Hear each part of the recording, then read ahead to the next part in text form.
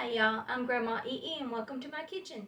Today I'm going to show you how to make a very simple, very easy and delicious sweet pumpkin pie bread twist. Now the first thing I'm going to do is take my butcher block and I'm going to put a little bit of flour on here.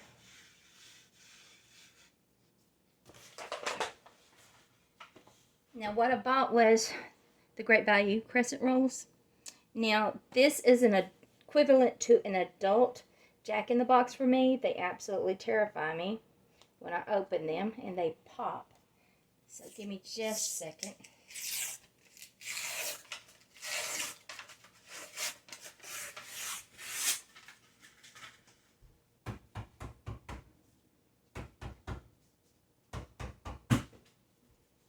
Oh, got it. Now we're going to take and we're going to roll these out.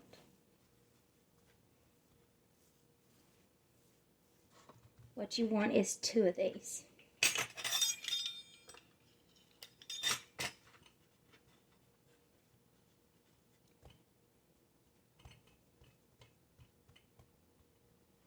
And try to keep them together as best as possible.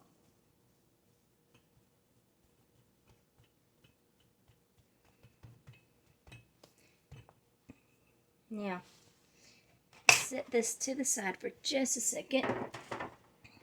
I'm going to pull the bowl over here, and I'm using, this is a 1/2 cup, and this is pumpkin pie mix. Now, I've seen recipes where it's the pumpkin pie, just the pumpkin, okay, and that's great, but I'm trying to do it as easy as possible and as cheap as possible. So this has everything in it that you're really going to want for a pumpkin pie. But I want to add maple syrup to this. So we're going to use 1 tablespoon of maple syrup.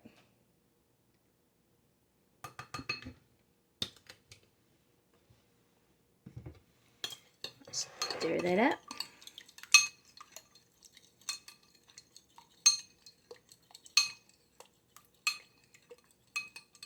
Okay. We're going to bring this back. Like I said before, this is really simple. And it is so good. Now we're going to put this on here and we're going to spread this out.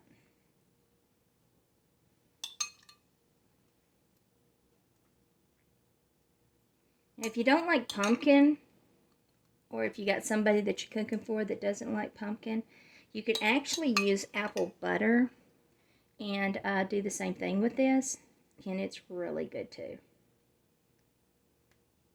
This time of year, I love pumpkin. I love squash, and that's what pumpkin is pretty much, is a squash. So I get all excited when the holidays come just because the pumpkins come out. Here we go.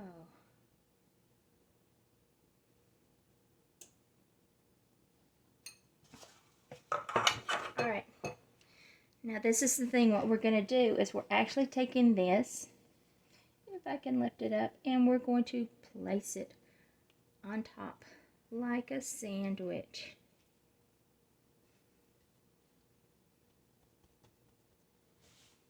Okay.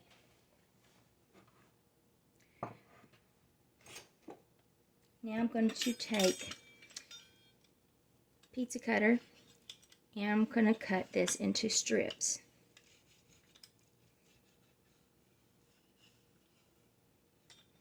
Depends on how much you want thick and stuff as to how many that you want to cut these into. You might want to do 1 inch and have like nice big ones. You might want to make them really thin. I'm just really trying to keep them together.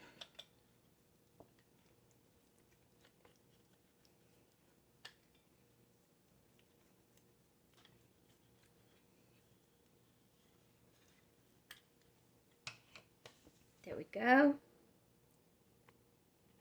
Now I'm going to lift this up. Now I had flour underneath it, but just in case I didn't want it to stick, so I used my spatula.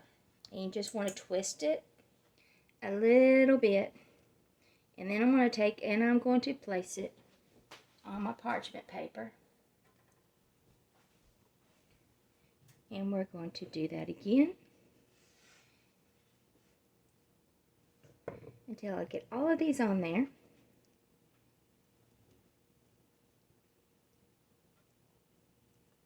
And it's going to be really interesting to see how these turn out, won't it? Okay, well, I finished twisting them. I put them on the parchment paper. This looks like an absolute disaster, but I'm not giving up. I've got 2 tablespoons of melted butter that I am going to put on top of these.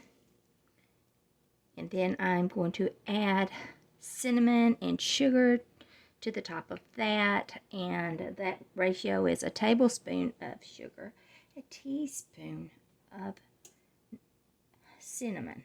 No, a half a teaspoon of cinnamon. It'll all be in the comments. It's one of those days. Now, then we're going to put this in the oven, and I'm going to cook this. And we'll cook it on 375 for 10 minutes.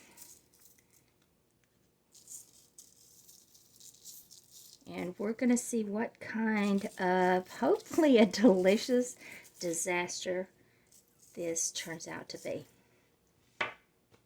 Out of the oven, they are done. They are messy, but we'll see how they taste. Okay, so I broke it in 2 because they're really long. And this is the taste test. Gonna dip it in whipped cream.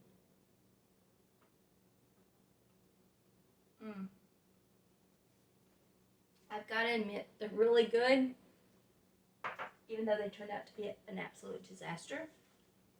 It's a very tasty disaster, so try the video. Post that you actually did it without making a mistake, okay? Maybe I put too much pumpkin on there and made it too soft.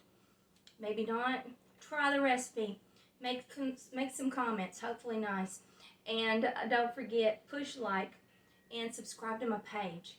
And until next time, from my kitchen to yours, love and light.